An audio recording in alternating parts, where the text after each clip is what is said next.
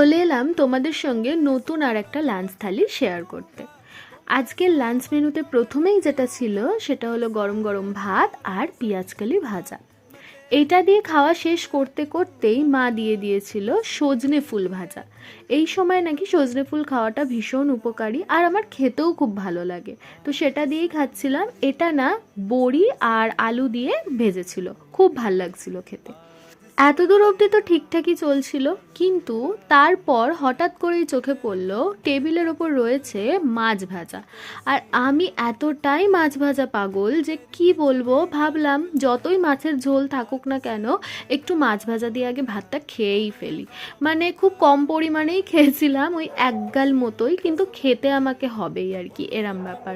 যেহেতু ভাজা খাওয়ার সময় হাফ ভাজা মাছ খেয়েছিলাম, তাই আর ঝোলেতে পুরো মাছটা নিইনি, এখানেও হাফ মাছই নিয়েছি।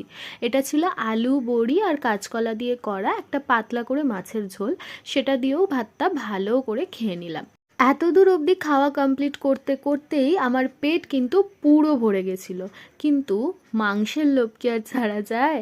যদিও এটা গতকাল রাতের, তাও মা যখন এটা বের করলো এই টেবিলের ওপর, শুধু শুধু আর কেন তাকে অসম্মান করা, আর ব্যাস যেমন ভাবা তেমন কাজ, ওই আর কি। আচ্ছা, আজকের দুপুরের মেনুটা তোমাদের কেমন লাগলো জানিও কিন্তু। টাটা।